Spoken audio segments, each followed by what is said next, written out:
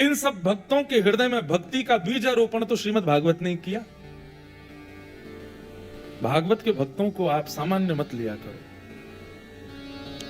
और आज हम जिस भक्त के चरित्र से प्रारंभ कर रहे हैं उनका नाम है वृत्रासुर। क्या नाम है? ये असुर हैं लेकिन भगवान के भक्त हैं। और इनकी भक्ति ऐसी है कि श्रीमद् वल्लभाचार्य जी महाराज पुष्टि प्रवर्तक, पुष्टि मार्ग, जब उनसे पूछा गया कि महाराज पुष्टि मार्ग के नियम क्या हैं या भक्ति मार्ग के प्रयोजन क्या है, नियम क्या है, सब लोग इधर देखो, सावधानी से सुनो। बहुत आज विश्राम दिवस है, एक क्षण भी इधर उधर नहीं होइए। तो श्रीमद् वल्लभाचार्य जी महाराज कहते हैं यदि भक्ति मार्ग पहचानना हो तो वृत्रासुर की स्तुति को अपने जीवन में उतार लो।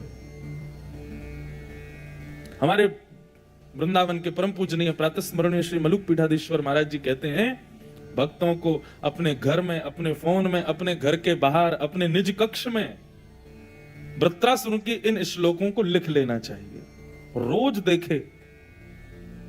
ऐसा है भक्त वृत्रासुर।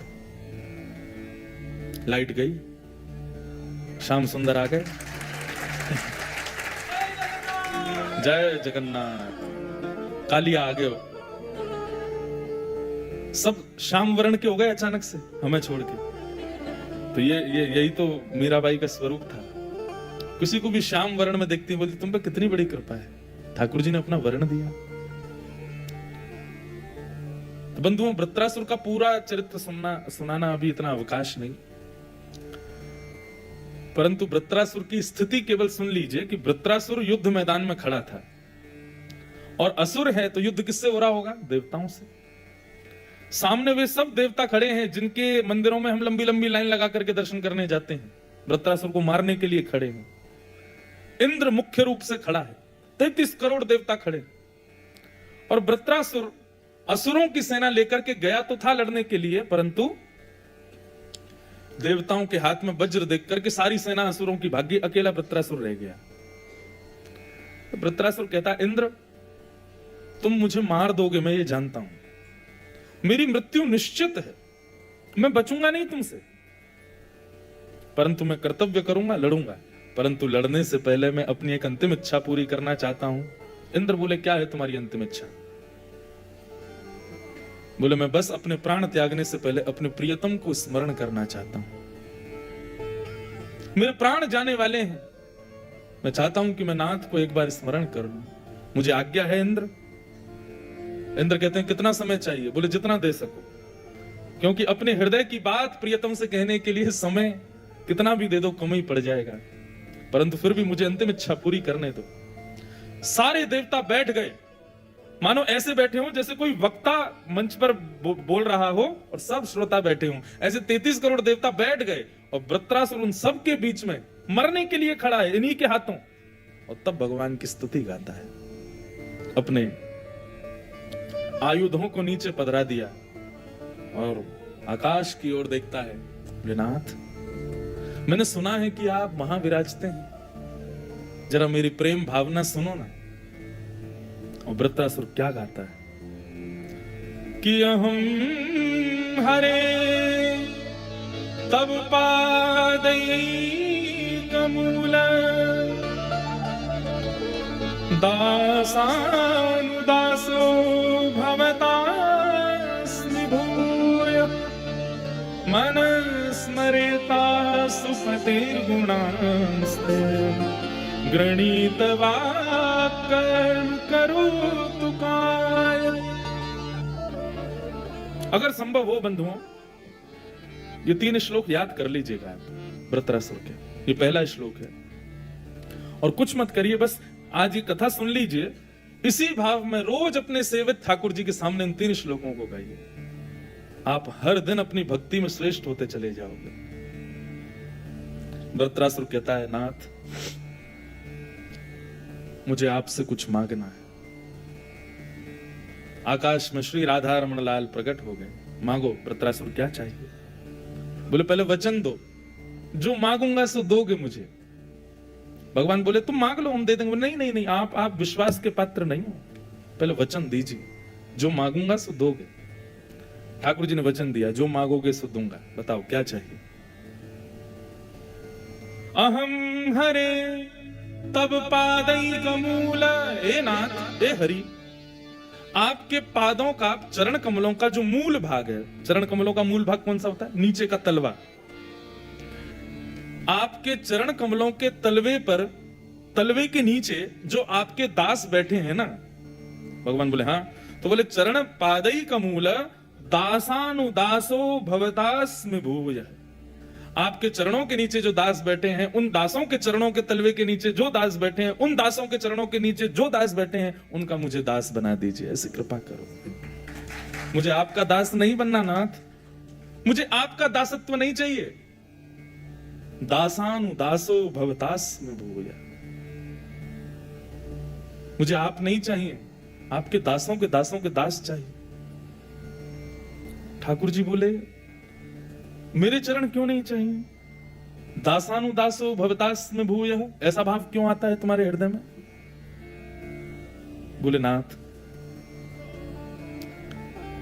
एक सामान्य सा संसार का एक प्रेम होता है, पिता और पुत्र का। पिता भले ही दिखाए ना, लेकिन अपने पुत्र से बहुत प्रेम करता है। जब पुत्र का जन्म होता है ना, सब नाचते हैं, लेकिन पिता खड़ा खड़ा कुछ नहीं कहता, नेत्र सजल हो जाते, मन ही मन नृत्य करता है। पर जो पिता अपने पुत्र के जन्म लेने पर नाचा नहीं था, वो अपने पुत्र के पुत्र जन्म लेने पर रोके से रुकता भी नहीं है, बहुत नाचता है। क्यों? क्योंकि जो नृत्य है ना, जो उत्साह है, वो पुत्र के समय दब गया था, लेकिन पौत्र के समय वो प्रस्फुटित हो जाता है। लेकिन कई सौभाग्यशाली दादा ऐसे होते हैं जिनके पौत्र के भी पुत्र उनके सामने जन्म लेते हैं। तब तो यदि वो दादा चल फिर भी ना पाता हो, तब भी उसकी खुशी का ठिकाना नहीं रहता नाथ। मैं कहीं आपका दास बनाना, तो एक पुत्र होने पर जो पिता को प्रसन्नता होती, केवल उतनी प्रसन्नता आपको होगी। लेकिन यदि मैं आपके दासों के दासों का दास बना, तो एक परपौत्र के होने पर जो पितामह को खुशी होती, वो आपको होगी नाथ। मैं आपको केवल सुख नहीं देना चाहता, मैं आपको अति आनंदित करना चाहता हूं। इसलिए नाथ, मुझे आपका नहीं, दासानुदास भवदास्मि भूय।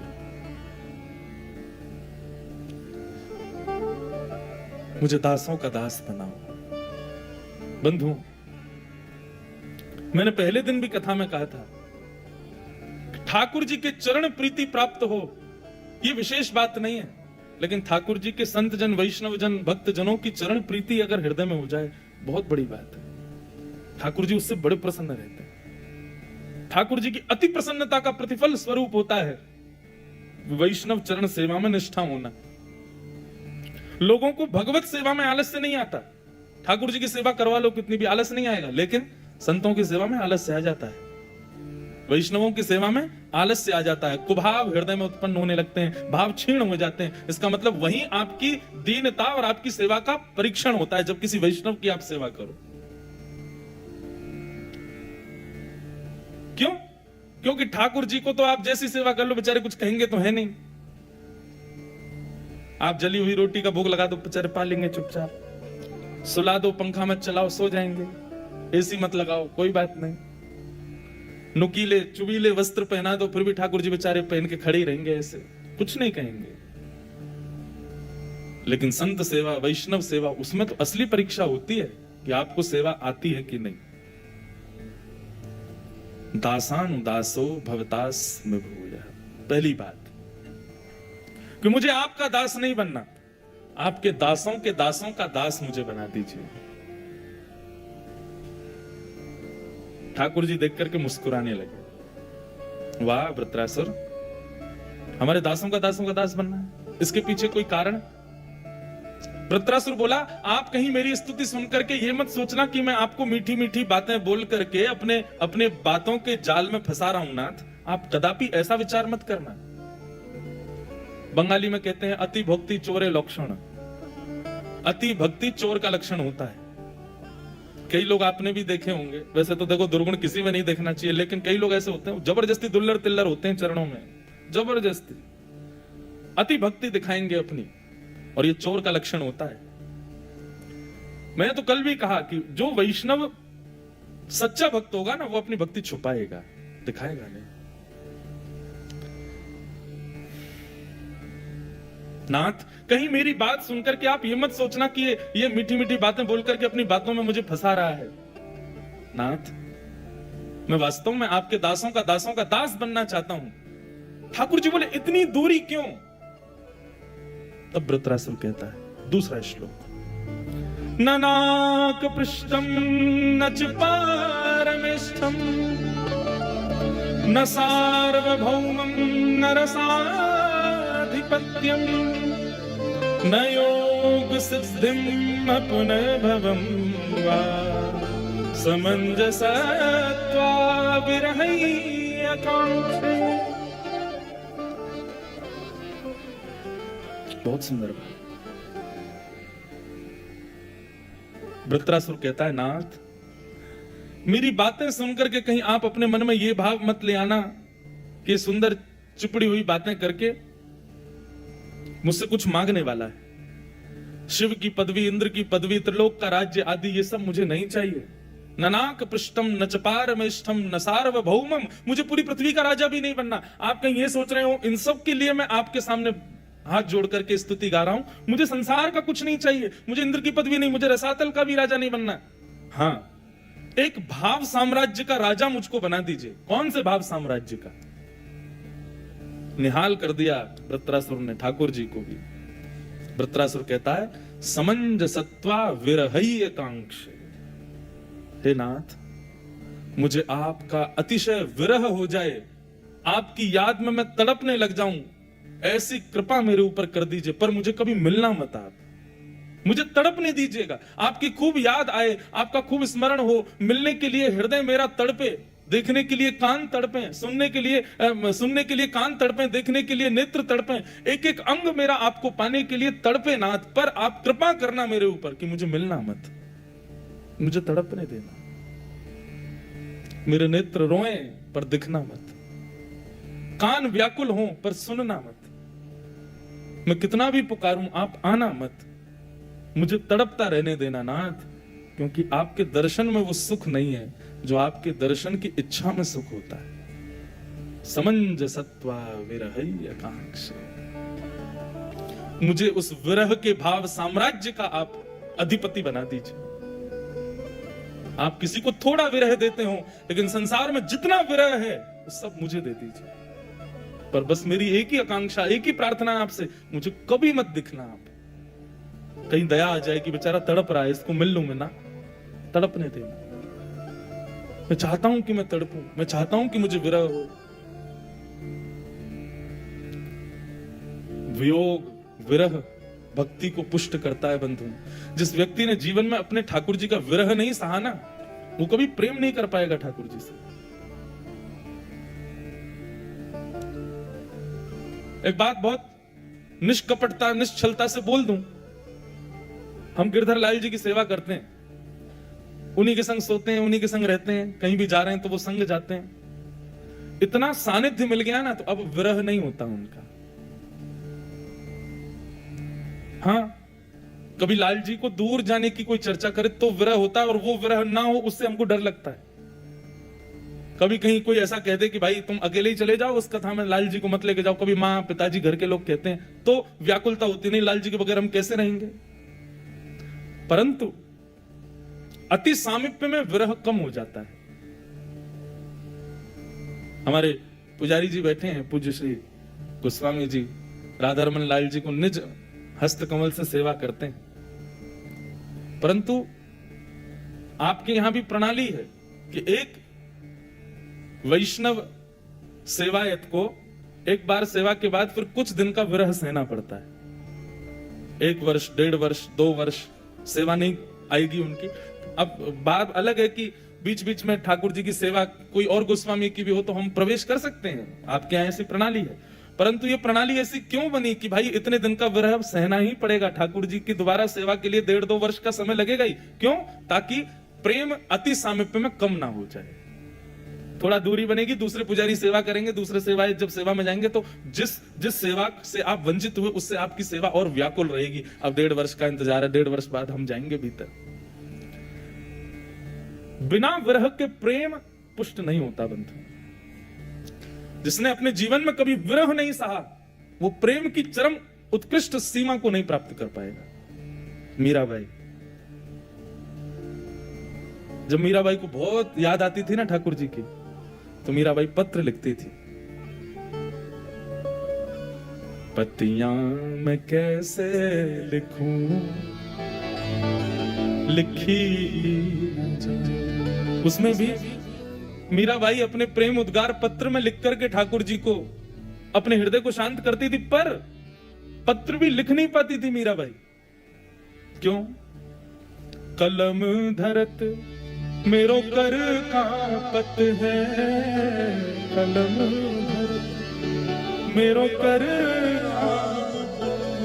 और जैसे तैसे हाथ पकड़ के लिख भी देती हूं, सब मिट जाता है। क्यों? नैन रहे हैं झराए, पत्तियां में कैसे लिखी। रात भर रोती मीराबाई, या तो लिखा जाएगा नहीं, हाथ इतने कांपते हैं, और जैसे तैसे बेचारी संभाल के अपने हाथ को पकड़ के लिख भी लेती। इतने आंसू गिरते कि लिखने के बाद जब पत्र देखती ना, सब मिट गया होता। कैसी विरह की अग्नि में तपती है मीराबाई। कौन नहीं तपा? मुझे नाम बताइए आप, किसी एक ऐसे भक्त का, किसी ऐसे एक वैष्णव का जिसने अपने जीवन में विरह ना सहा हो। गोपाल भट्ट की हृदय वेदना प्रगट्यो शालिग्राम, रूप सुधा को खान हमारो श्री राधा रमण जी। विरह हुआ तभी तो प्रकट हुआ, बिना विरह के ठाकुर जी प्रकट नहीं होते। तो ये बात मैं उन लोगों के लिए कह रहा हूं, जैसे वृंदावन की याद आई तुरंत टैक्सी बुक किए भाग गए वृंदावन। अब नहीं करना है ऐसा। थोड़ा तड़पने दो खुद को, थोड़ा विरह में आने दो, थोड़ा व्याकुल होने दो हृदय को, क्योंकि व्याकुलता, विरहता ये प्रेम में और पुष्टि देती है। भक्ति का तीसरा सूत्र है विरह। जो विरह से बचता है, मैं खुद बचता हूं, लेकिन मैं आपको बोल रहा हूं आप मत बचो। मैं ज्यादा विरह में रहा तो फिर कथा नहीं कर पाऊंगा। लोग बाग इतनी व्यवस्थाएं कर देते हैं कथाओं की, बेचारों के लाखों रुपए खर्च होते हैं, कहीं वो बर्बाद नहीं हो जाएं, इसलिए हम ज्यादा विरह में रह नहीं सकते। पर आप तो रह सकते हैं ना, विरह सही है। बात कहूं तो कहत न आवे। मीराबाई की स्थिति क्या है? पत्र लिखूं तो हाथ कांपता है, लिख भी दूं तो नेत्रों से आंसू इतने गिरते सब बह जाता है। किसी से कह लिया करो अपने मन की बात, थोड़ा हृदय हल्का हो जाएगा मीरा। तो बात कहूं तो कहत न आवे, क्यों?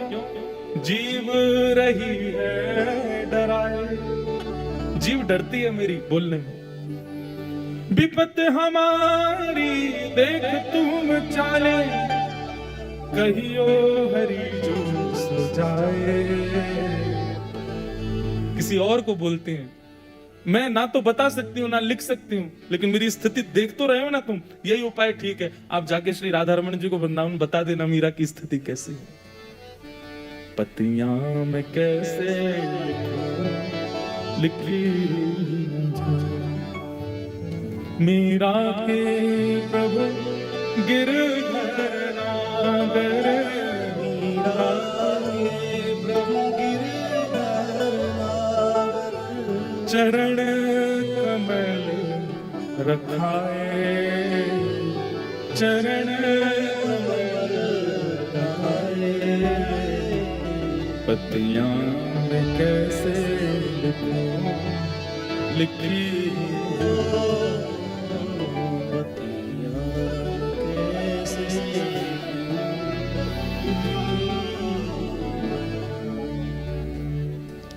बिना विरह के बंधुओं भक्ति दृढ़ नहीं हो पाई। और जिसके हृदय में विरह नहीं आता, कभी आप राधा रमण जी के लिए दो अश्रु नेत्रों से प्रकट नहीं हुए, कभी ठाकुर जी वृंदावन की स्मृति में आप व्याकुल नहीं हुए, तो फिर कुछ ऐसा कीजिए, थोड़ी दूरी बनाइए ताकि व्याकुलता हो। देखो इससे ये बात सिद्ध हो जाएगी, आप जैसे ही ठाकुर जी से थोड़ी सी दूर रहेंगे, अगर वास्तव में आपका प्रेम सच्चा होगा तो व्याकुल होगा, नहीं तो पूरे ही दूर हो जाओगे, नहीं तो पूर्ण रूपेण ही छूट जाओगे वृंदावन से। इसलिए अब भक्ति का तीसरा सूत्र अपनाइए। 3 दिन में हमने 3 सूत्र कहे। पहली अविश्वास, अविचार। कल दूसरा सूत्र बताया दीनता, और आज तीसरा सूत्र बता रहे हैं विरहकांक्षा। यदि विरह व्याप्त हृदय नहीं होगा, आपका प्रेम पुष्ट नहीं हो पाएगा। कभी कभी प्रयास करो कि विरह जिससे सुदृढ़ हो, हमारा विरह सुदृढ़ होगा तभी ठाकुर जी प्यारे लगेंगे और प्रिय लगेंगे। महाराज, संभव हो रहा हो कि वृंदावन जाने के लिए मिल रहा है, कोई जा रहे हैं, हम उनके संग जा सकते हैं, लेकिन फिर भी मत जाओ, कोई बात नहीं। जब तक विरह नहीं होगा, ऐसी स्थिति नहीं हो जाए कि ठाकुर जी बस अब तो रह ही नहीं पाएंगे, तब जाओ। नेत्र जब अश्रु जल से स्वच्छ हो जाएंगे ना, तब राधा रमन जी को देखने में और सुंदर लगेंगे और प्यारे लगेंगे।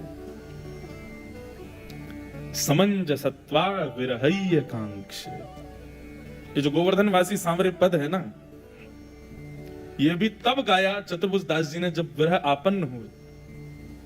कथा आती है कि चतुर्भुज दास जी महाराज को गुरुदेव की आज्ञा हुई, चलो चतुर्भुज दास तीर्थ दर्शन करने के लिए चल रहे हैं। चतुर्भुज दास जी एक क्षण के लिए भी गोवर्धन नाथ को छोड़ के कहीं जाते नहीं थे, एक क्षण के लिए भी उनसे दूर नहीं रहते थे। लेकिन यह भी गुरु की कृपा, वे चाहते थे कि चतुर्भुज दास को थोड़ा विरह हो तो इसकी प्रेम लक्षणा भक्ति नेत्रों से प्रकट हो। बंधुओं, भक्ति मुख से प्रकट हो रही है, भक्ति स्वरूप में प्रकट हो रही है, भक्ति आपके हस्त कमल से प्रकट हो रही है, उसमें भक्ति की योग्यता नहीं। भक्ति योग्य तब जब नेत्रों से प्रकट हो जाए, नेत्रों से बहने लग जाए, तब भक्ति का साफल्य है।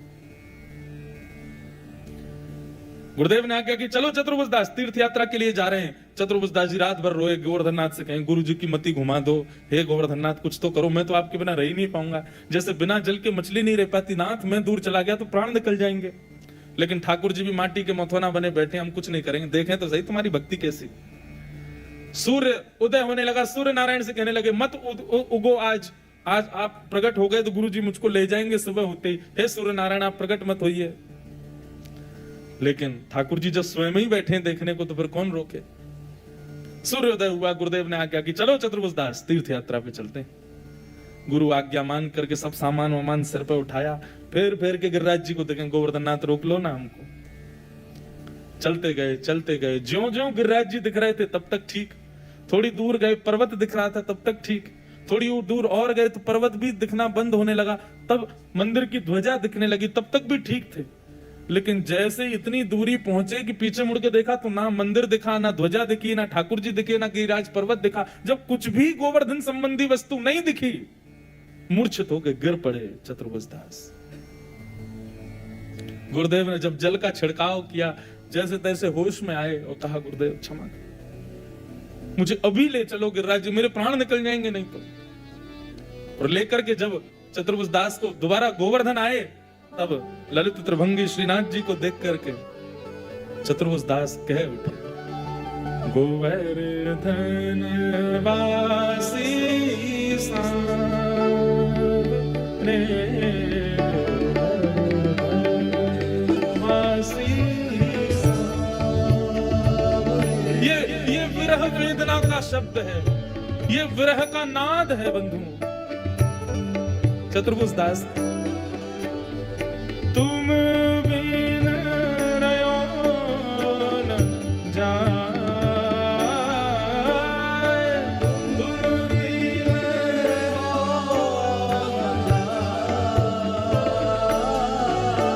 लाल, तुम बिन रयो न जाए रे गोवर्धन वासी।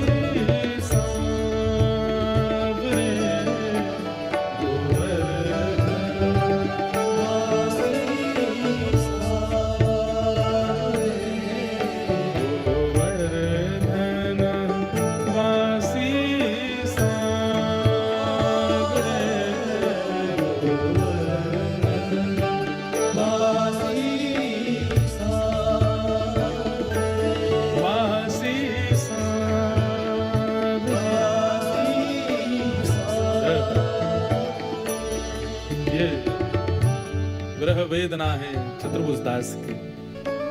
कभी हमें ऐसा विरह होता ही नहीं है बंधु। हम रह लेते हैं ठाकुर जी की कथा के बिना, ठाकुर जी के दर्शन के बिना, ठाकुर जी के लीलाओं के बिना हम ठीक से रह लेते हैं और फिर अपने आप को भक्त और कहते हैं।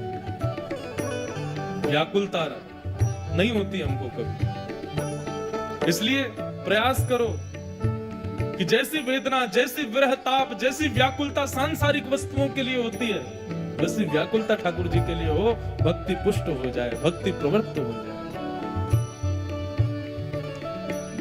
आज वृत्रासुर वही मांग रहा है ठाकुर जी से, नाथ यूं ही नहीं वल्लभाचार्य जी ने इन श्लोकों को भक्ति का मार्ग, पुष्टि के सिरोधार्य के रूप में माना। ये साधारण नहीं है बंधुओं।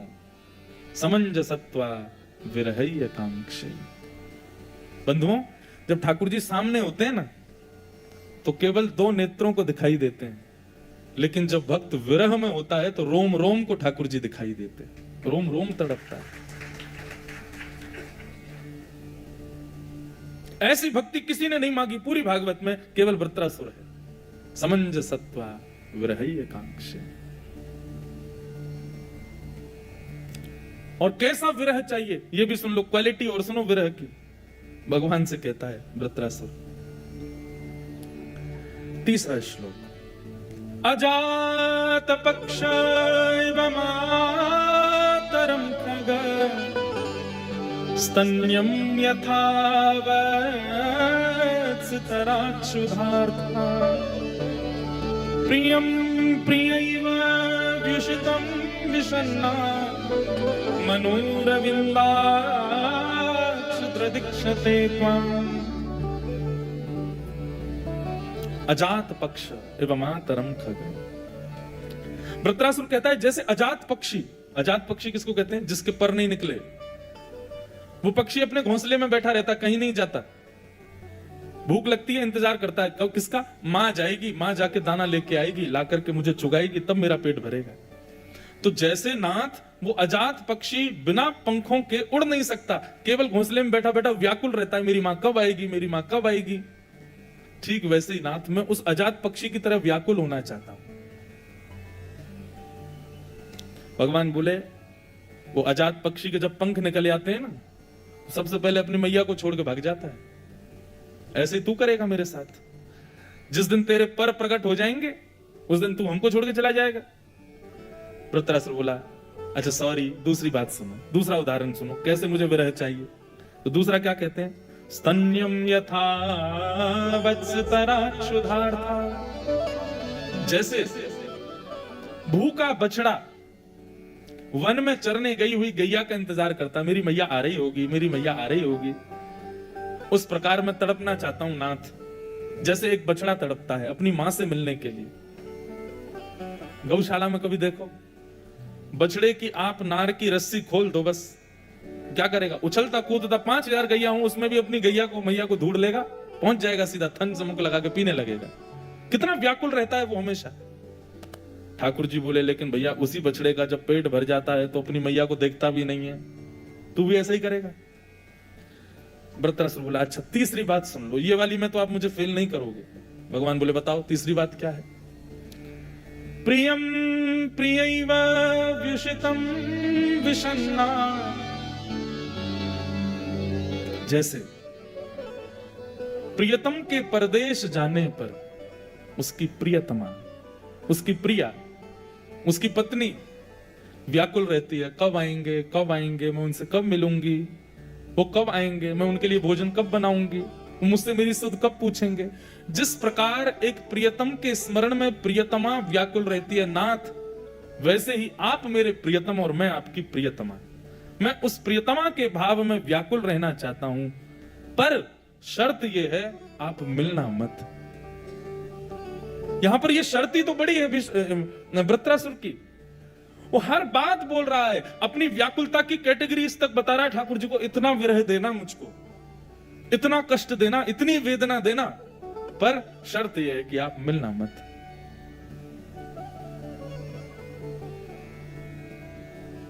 विरह समंजसत्वा विरहय कांक्ष। चारुकेसी इस बार वैसे तो बंधुओं साल भर की सारी कथाएं श्रेष्ठ हैं। भगवत चर्चा, लाल जी के गुणानुवाद गाने को मिले, उससे श्रेष्ठ और क्या हो सकता है। परंतु मेरे साल भर की एक आध कथाएं ऐसी होती हैं जिनकी अभिलाषा, जिनकी प्रतीक्षा मैं भी करता हूं कि वो कथा मेरी कब होगी। और इस वर्ष की वो कथा नवंबर में है, 1 से 4 नवंबर, श्री मीरा चरित्र। मुझे बड़ी प्रतीक्षा है उस कथा की। कब वो सौभाग्यवंत दिन आएगा जिस दिन श्री मीराबाई का मंगल चरित्र गाने का अवसर मिलेगा। मीराबाई का ब्याह होने वाला है और मीराबाई अपनी मां से कहती है कि मां, मेरा ब्याह तो हो गया। इतना सुंदर पद है विरह का, मीराबाई का। माई माई सपनानु वरणा दीनाना, माई माई सपनानु वरणा दीनाना। मां, मेरा ब्याह तो हो गया। मां पूछती है, कब ब्याह हुआ मीराबाई, कब ब्याह हुआ तेरा? बोले, सपने में मेरा ब्याह हो गया। कल रात में स्वप्न में मेरी शादी हो गई। और वर्णन आता है मीरा जी के चरित्र में कि श्री मीराबाई सोई तो थी। अब सब लोग बैठ जाओ यथावत, अब हमको थोड़ी देर और बोलन दो, फिर हम जा रहे हैं, थोड़ी देर और विराज जाओ, आप खिसकते ही रहते हो इधर उधर, बैठ जाओ तुम। मीराबाई कहती है, मीराबाई के चरित्र में आता है कि मीराबाई रात में सोई थी, लेकिन जब सुबह उठी ना, तो जैसा 16 श्रृंगार एक दुल्हन का होता है, वैसा 16 श्रृंगार, मांग में सिंदूर भरा है, पूरी श्रृंगार, पूरे वस्त्र आभूषण सब बिल्कुल वैसे जैसे एक दुल्हन के होते हैं। मां ने जाकर के पूछा, मीरा ये कैसे हुआ? तब मीराबाई बताती है, माई सपनानु वरणा दीनानाथ, मेरा स्वप्न में विवाह हो गया कल। 4-5 सहेलियां और आई, बोले सपने में ब्याह हो गया? बोले मैया ये ऐसे ही बोल रही है, सपने में ब्याह हो गया। बोले अरे मैं सच बोल रही हूं, मेरा ब्याह हो गया सपने में। तो सपने में तो तू नहीं देखा, बस कोई था वहां देखने वाला जिसने तेरा ब्याह देखा हो, जो हमें बता दे कि हाँ मीराबाई का ब्याह हो गया। मीराबाई मुस्कुरा के बोली, 1 नहीं 2 नहीं 10 नहीं, 56 कोटा जना पधारिया। 1 2 नहीं 56 करोड़ बराती आए थे मेरे ब्याह में। 33 करोड़ देवता आदि ऋषि गंधर्व सब पधारे थे मेरी शादी में। किसी से भी जाके पूछ लो, सब गवाही दे देंगे कि मेरा ब्याह हो चुका है। 56 कोटा जना पधारिया और दुल्हो श्री ब्रजनाथ। ब्रजनाथ गोवर्धन नाथ मेरे दुल्हा बनकर के आए थे। 56 कोटा जना पधारिया दुल्हो श्री ब्रजनाथ। सपना मां तोरण बंधारी, सपना मां गया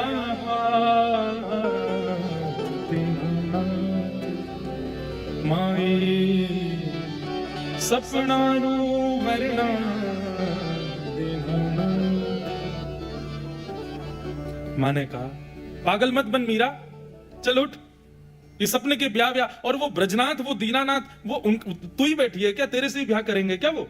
चल अब जल्दी तैयार हो, कितना सुंदर वर हमने तेरे लिए ढूंढा है, उससे तुम्हारी ब्याह होगा, लोग देखेंगे, सबको पता चलेगा, तुम्हारा जीवन सुखद हो जाएगा। मीरा भाई बोली, कैसा जीवन सुखद होगा मीरा? किससे ब्याह करा रही हो आप मेरा? आप उससे ब्याह करा रही हो जो एक दिन अकेला छोड़ के चला जाएगा, मेरे मांग के सिंदूर भी ले जाएगा, गले का मंगलसूत्र भी ले जाएगा, हाथों की चूड़ियां भी तोड़वा देगा, विधवा हो जाऊंगी मैं। लेकिन मैंने जिससे ब्याह किया है वो कैसा है? सपना मां मारे परण गया, पाया चल सुहाग। ऐसे पति मेरे जीवन में आए हैं जो अचल हैं, कभी मुझे छोड़ करके नहीं जाएंगे। मदन गोपाल सदा मेरे पति रूप में विराजेंगे, मेरा सुहाग अजर अमर है। मां आप कैसे पति को मुझे दे रही हो? मेरा पति तो अचल है। सपना मां मारे परण गया, पाया अचल सुहाग। मीरा रो गिरधर मिलियारी, मीरा रो गिरधर मिलियारी, पूरब जन्म रो दीनानाथ माई, सपना रो बरना दीनानाथ। मीराबाई से विवाह तो ठाकुर जी ने स्वप्न में किया, लेकिन प्रियम प्रियैव व्युषितम विषन्ना, जैसे प्रियतमा व्याकुल रहती है अपने प्रियतम से मिलने के लिए, ऐसी व्याकुल रहती थी मीराबाई। बुरा नहीं मानिएगा जो लोग कहते हैं ना हम पर ठाकुर जी की बड़ी कृपा है, मंदिर जाते हैं महाराज जी कितनी भीड़ हो हमको सबसे आगे वाले दर्शन ही होते हैं। हम मंदिर जाते हैं पुजारी जी हमको माला जरूर देते हैं, हम मंदिर जाते हैं 56 भोग तो मिलेगा ही मिलेगा, ऐसा हो ही नहीं सकता बिहारी जी बुलाए ना, बिहारी जी हमको दिखे ना बिहार। तो आप अभी कृपा से वंचित हो। कृपा कब जानो पता है? वृंदावन पहुंचे, जैसे दर्शन करने के लिए गए सोई कपाट बंद हो गए, दर्शन ही नहीं हुए। मंदिर में पहुंचे लेकिन इतनी भीड़ की महाराज कोनी मार मार के बाहर ही कर दिया, मिले ही नहीं। खूब प्रयास किया बिहारी जी को निहारने का, लेकिन एक क्षण के लिए दर्शन हुए, लेकिन कुछ ऐसा आंखों में पड़ गया महाराज के धुंधले हो गए, ठाकुर जी दिखे ही नहीं। तब समझो ठाकुर जी की कृपा है। बहुत सहज में ठाकुर जी मिल जाएं, बहुत सहज में वृंदावन मिल जाए, बहुत सहज में ठाकुर जी का दर्शन प्राप्त हो जाए, समझना आप वंचित हो अति कृपा से। क्योंकि नेक में ही लाल जी मिल जाते हैं, नेक में ही दर्शन हो जाता है। तो आप विरह तो सहन ही नहीं कर पाए अपने जीवन में, और विरह नहीं सहा तो नाथ का वो रूप नहीं दिखेगा जो दिखना चाहिए। विरह समंजसत्वा विरहय कांक्ष, विरह व्याप्त जीवन भक्ति को पुष्ट करता है, भक्ति को श्रेष्ठ बनाता है। कई लोग रोते हैं, आते हैं बताते हैं महाराज जी हमारे संग ठाकुर जी ऐसा क्यों करते हैं, कितना भी हम प्रयास कर लें, कितने भी हम भाव बना लें, लेकिन बन ही नहीं पाता, हो ही नहीं पाता। कितना भी प्रयास कर लें ठाकुर जी कुछ ना कुछ ऐसा करके जो है दूरी बना ही लेते हैं। मन में भाव आता है, बोल तो नहीं पाते लेकिन मन में आता है। बड़ी कृपा है ठाकुर जी की, क्योंकि जिससे प्रेम होता है ना परीक्षा उसी की ली जाती है। जिससे प्रेम नहीं होता उससे हम बड़ी आसानी से मिल लेते हैं। जिससे प्रेम होता है उसको हम बड़ी सहजता में बात कर लेते हैं, लेकिन जिससे प्रेम होता है उसको विरह वेदना देते हैं, उसकी परीक्षाएं लेते हैं, देखें तो सही हमसे प्रेम करता है कि नहीं। ठीक वैसे ही बंधुओं जिनकी परीक्षाएं चल रही हैं भगवत दर्शन, भगवत कथा, भगवत भाव में, असली तो वही है, उन्हीं से ही ठाकुर जी प्रसन्न है, इसीलिए वेदनाएं दे रहे हैं। लेकिन इस बात को सुनकर के भी संतोष मत कर लेना मन को। महाराज जी ने बढ़िया युक्ति बताई, इसका मतलब विरह हो रहा है तो ठाकुर जी प्रेम करते हैं, ये भी विचार मत करना हृदय में। सुन करके भी अनसुना कर देना इस बात को, तड़पते ही रहना। विरह मिल रहा है, हमें तो मिलते ही नहीं, राधारमन जी दिखते ही नहीं हमारे साथ में। मैं हम व्यास हैं, किसी भी मंदिर में चले जाएं हमको बड़ी सहजता से दर्शन हो जाते हैं। तो दर्शन तो मिल जाता है, लेकिन फिर बाद में मन में आता है जगन्नाथ जी हमें विरह क्यों नहीं देते यार, हमारे साथ ऐसा करो ना कि पीछे हम खड़े रहे, हमें मिले नहीं आप, पुजारी जी पास बुला के माला ही नहीं दे में, भोग ही नहीं दे में। बड़ी विचित्र है बंधुओं प्रेम की अवस्था। चाहिए भी लेकिन होना नहीं चाहिए वो। हमें वस्तु से संबंध भी रखना है, लेकिन वस्तु मिले ना, ये आकांक्षा भी होनी चाहिए।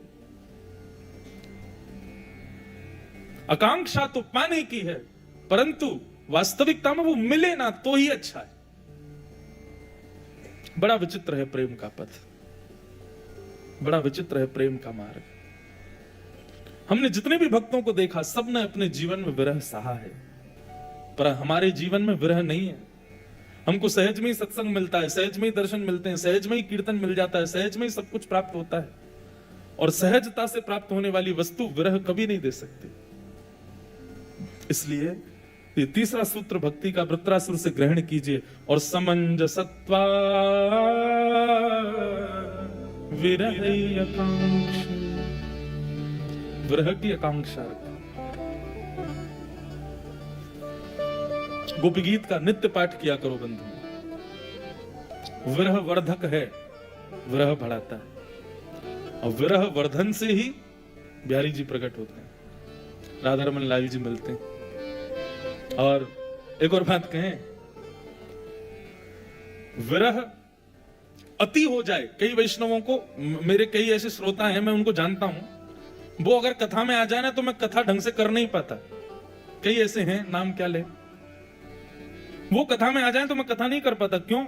वो उस अवस्था में रहते हैं कि यदि मैंने जरा सा भी कोई प्रसंग छेड़ दिया तो उनकी स्थिति ये हो जाएगी कि आंखों से आंसू नहीं, वो खुद ही बहने लग जाएंगे। तो जब ऐसी स्थिति हो जाए, इतना विरह हो जाए, तब आप कहो महाराज जी फिर क्या करें?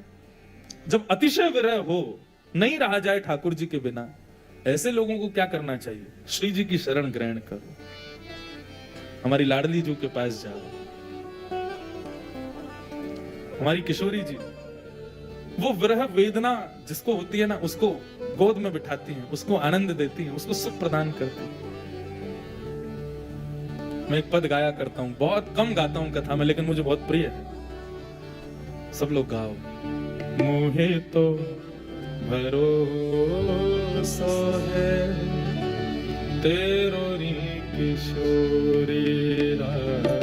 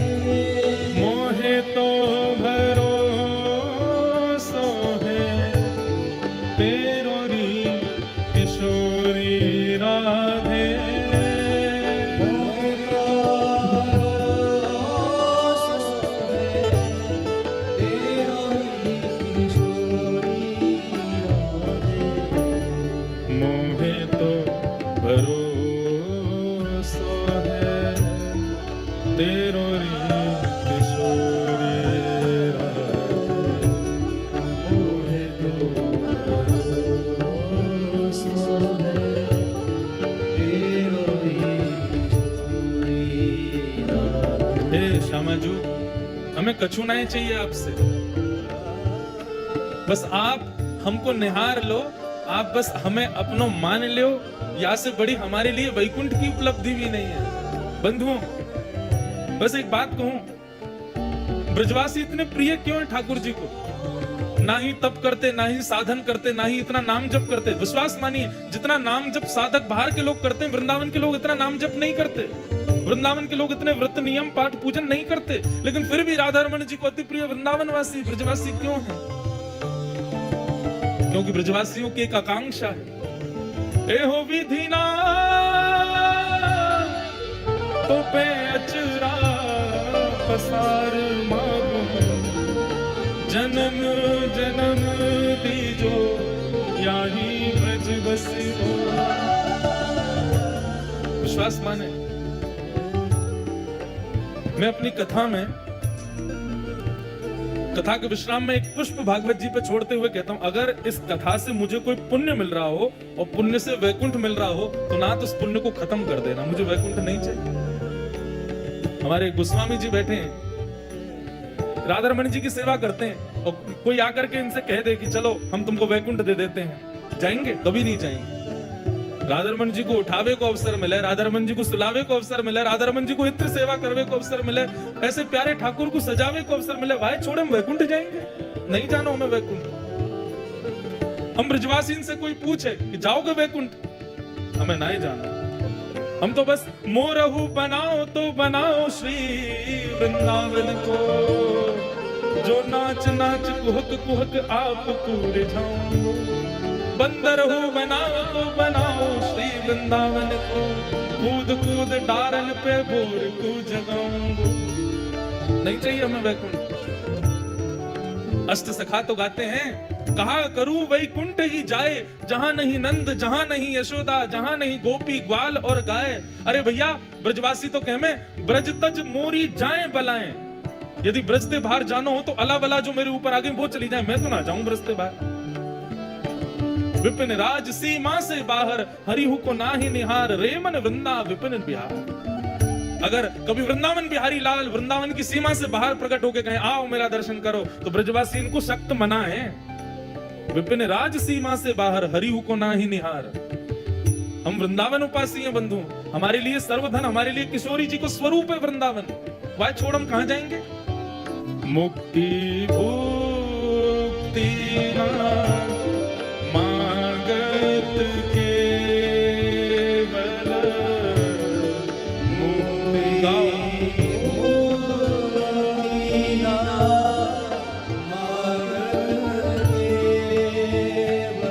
तो फिर क्या चाहिए? अपनों जान संभालो किशोरी राधे, अपनों जान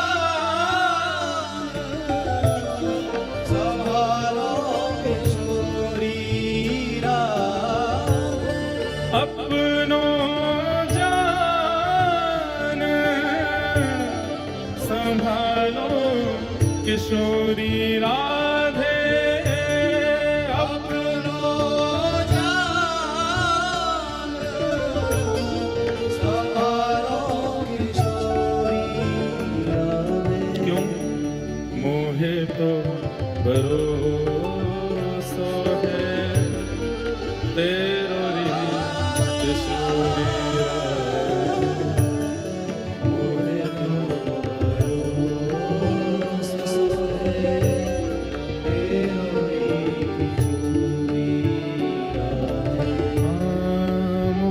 तो भरोसा है तेरो री किशोरी मोहे तो भरोसा है तेरो री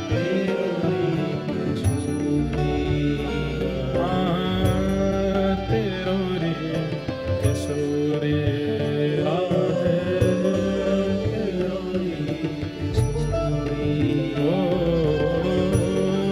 तेरो री किशोरी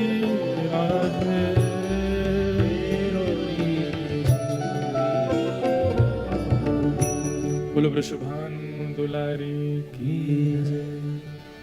तो विरह वेदना कृष्ण प्रेम कृष्ण मिलन की, वृंदावन मिलन की रहे, और उस वेदना की अति जब हो जाए तब श्री जी को याद करो। पर विरह वेदना छोड़ना मत, वेदना होने देना, बस श्री जी को याद कर लेना। क्यों?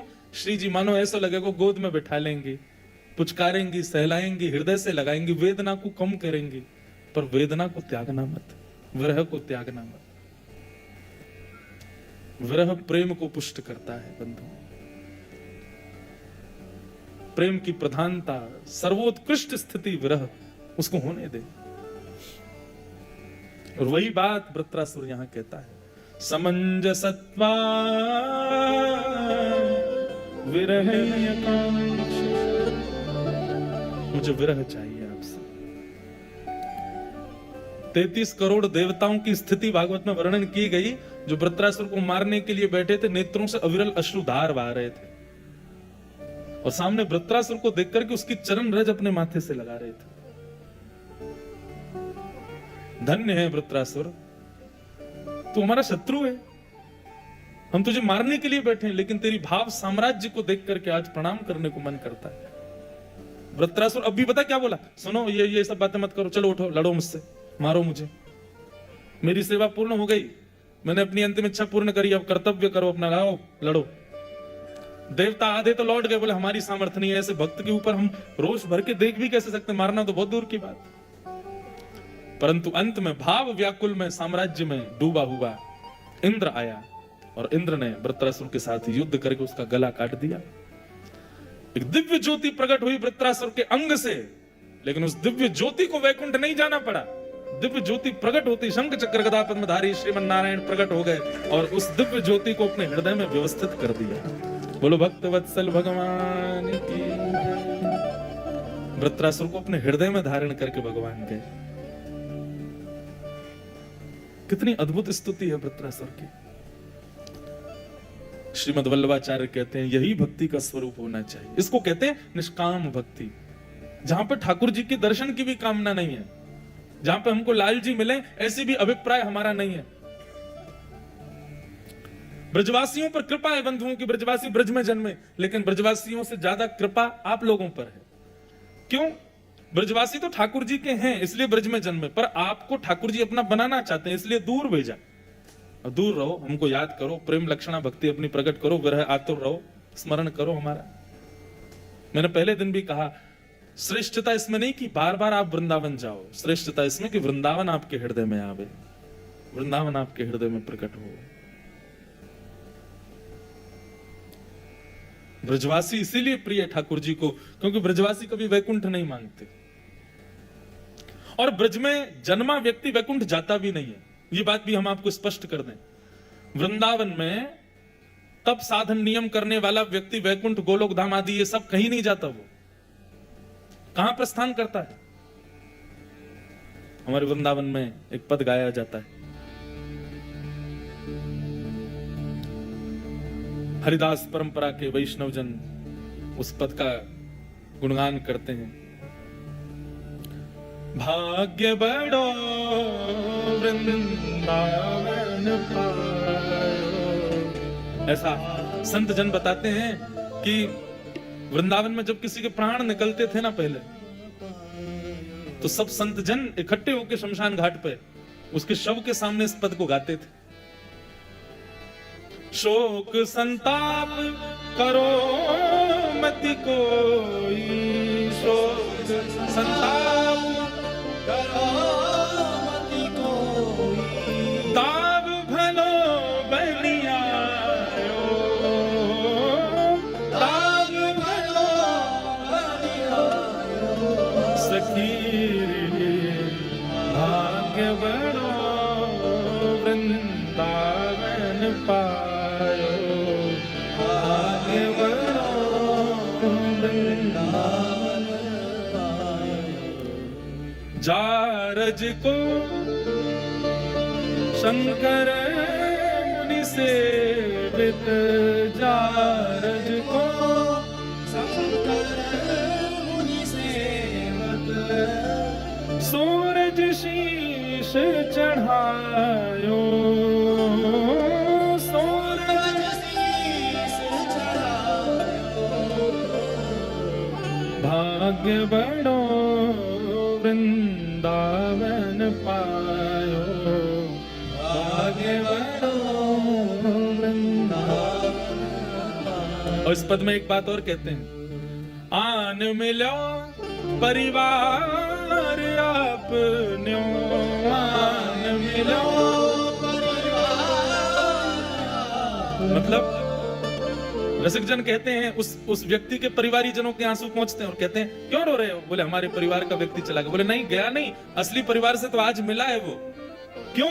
क्योंकि वृंदावन में प्राण त्यागने वाला अप्रकट वृंदावन में प्रवेश कर जाता है।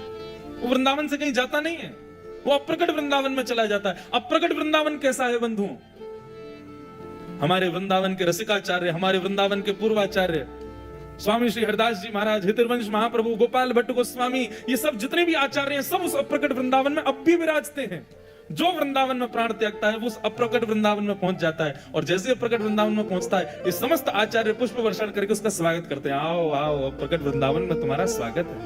अप्रकट वृंदावन में और क्या है? बिहारी जी का मंदिर है, राधा वल्लभ जी का मंदिर है, राधा रमन जी का मंदिर है, दामोदर जी हैं, गोविंद देव जी, गोपीनाथ जी सब हैं, पर अचल नहीं है, सचल हैं।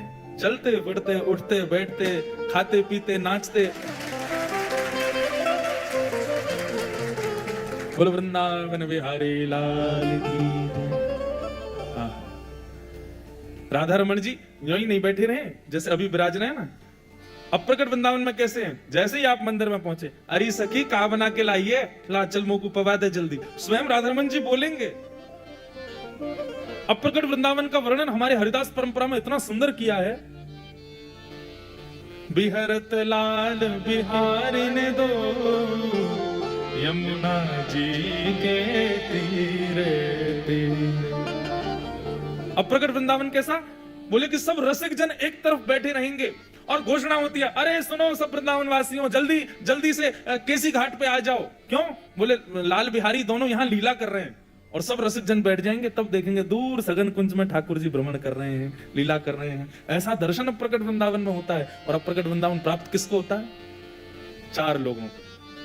पहला, वृंदावन में जन्म हो मृत्यु कहीं भी हो, पहला। दूसरा, जन्म कहीं भी हो मृत्यु वृंदावन में, अंतिम श्वास वृंदावन में। तीसरा, जन्म भी कहीं हुआ हो, मृत्यु भी कहीं हुई हो, लेकिन अंतिम श्वास निकलते समय वृंदावन याद आ गया हो। और चौथा और अतिश्रेष्ठ, मृत्यु भी कहीं हुई हो, जन्म भी कहीं हुई हो, अंतिम समय में वृंदावन याद भी ना आया हो, लेकिन उसकी शव यात्रा में कोई ब्रजवासी चला गया हो, तो भी उसको वृंदावन मिलेगा। उसकी अंत्येष्टि का दर्शन कोई ब्रजवासी कर ले, तो भी उसको वृंदावन मिलेगा। अब प्रकट वृंदावन प्राप्त हो। हम तो अपनी व्यासपीठ से कहते हैं, नहीं चाहिए हमें वैकुंठ, जन्म जन्म दीजो याही ब्रजवसे हो। उस अप्रकट वृंदावन में भी हमको कथा की सेवा देना। कभी राधा रमन जी के सामने बैठ के, कभी बिहारी जी के सामने बैठ के, राधा वल्लभ जी के सामने वो बैठ के थोड़ी पे हाथ लगा के सुने, हम उनके कथा प्रसंग उनको सुनावे, ये सुख प्राप्त होना।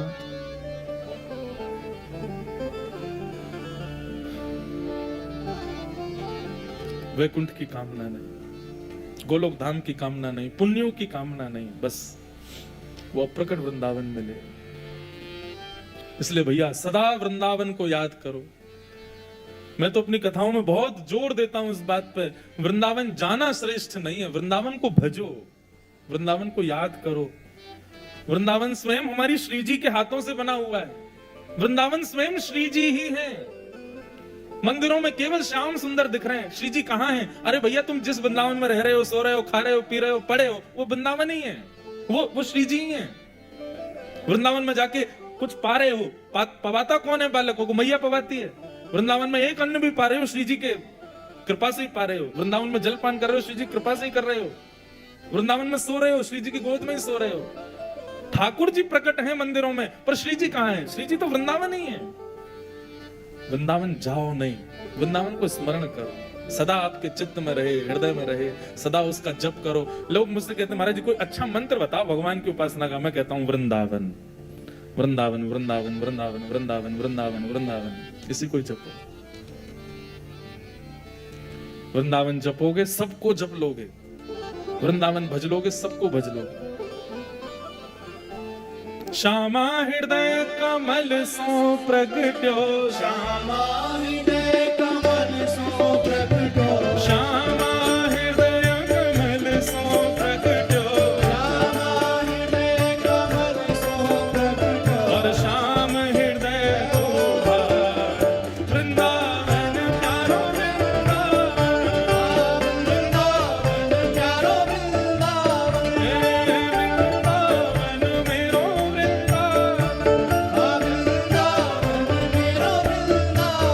श्यामा हृदय कमल सो प्रगट्यो, श्यामा हृदय कमल सो प्रगट्यो, और श्याम हृदय को वृंदावन प्यारो वृंदावन, वृंदावन प्यारो वृंदावन, वृंदावन मेरो वृंदावन, वृंदावन मेरो वृंदावन, ओ बिहरत निस दिन कुंज गलन में, ब्रज जन मन सुख धाम, विहरत निश दिन कुंज गलन में, ब्रज जन मन सुख धाम।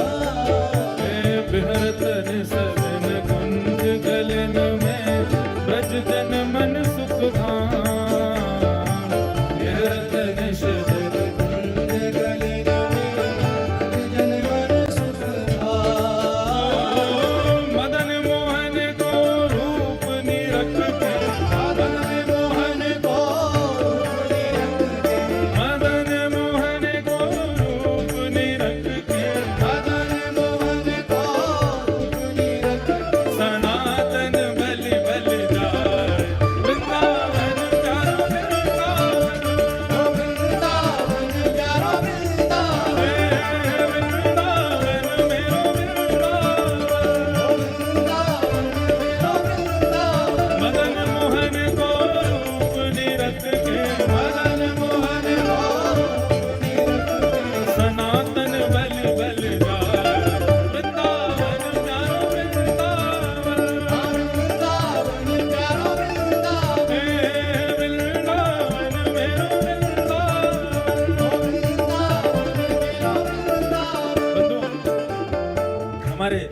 वृंदावन में 3 ठाकुर ऐसे हैं जिनको निर्माण श्री वज्रनाभ जी ने तभी करायो भगवान के जावे के बाद।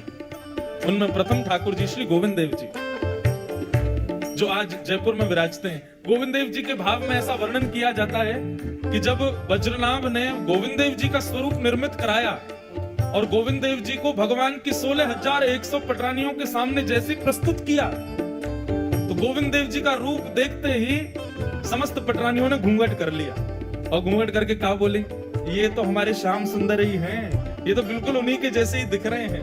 ऐसे श्री गोविंद देव जी वृंदावन के अष्टदल कमल के मध्य में विराजमान है। जो कुछ वर्ष पहले जयपुर में विराजमान हुए वो गोविंद देव जी हमारे वृंदावन के प्राणधन ठाकुर जी हैं। ओ सब सुख सागर रूप उजागर रहे वृंदावन धाम, सब सुख सागर रूप उजागर रहे वृंदावन धाम। रूप गोस्वामी प्रकट कियो जहाँ, रूप गोस्वामी प्रकट कियो रूप गोस्वामी प्रकट कियो जहाँ, रूप गोस्वामी प्रकट कियो श्री गोविंद रूप निधान वृंदावन चारों वृंदावन प्यारा वृंदावन वृंदावन मेरा वृंदावन प्यारा वृंदावन रूप गोस्वामी प्रकट कियो जहाँ, रूप गोस्वामी प्रकट कियो गोविंद रूप निधान वृंदावन चारों प्यारा वृंदावन हे वृंदावन मेरा वृंदावन। प्यारा वृंदावन। ऐसे नहीं, वृंदावन को तो महाराज पूर्ण चैतन्य महाप्रभु उर्दबाहु होके वृंदावन को याद करते थे। हम सब ऐसे बैठ के याद करें, ऐसे नहीं, दोनों भुजा उठा के वृंदावन प्यारा वृंदावन, हे वृंदावन मेरा वृंदावन। हे गोपी ग्वाल सब दियोर धारे, प्यारो गोपीनाथ। गोपी ग्वाल सब हिये और धारे, प्यारो गोपी प्यारो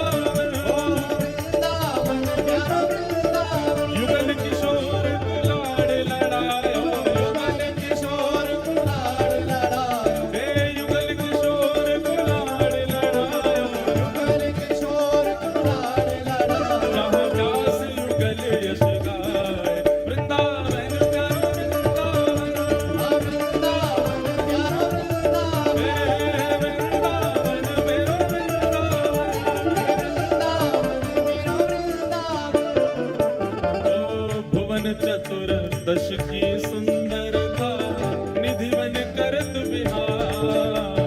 भुवन चतुर्दश की सुंदरता निधि वन करत बिहार। भुवन चतुर्दश की सुंदरता निधि वन करत बिहार। भुवन चतुर्दश की सुंदरता निधि वन करत बिहार। निधि वन करत बिहार। निधि वन करत बिहार। श्यामा प्यारी कुंज बिहारी श्यामा प्यारी कुंज बिहारी। हे श्यामा प्यारी बांके बिहारी। श्यामा प्यारी बांके बिहारी। और जय जय श्री हरिदास वृंदावन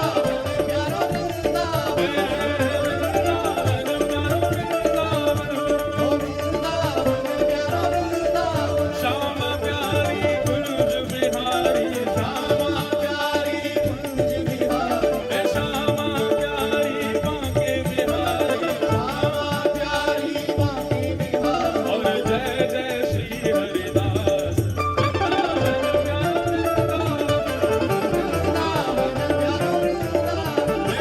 वृंदावन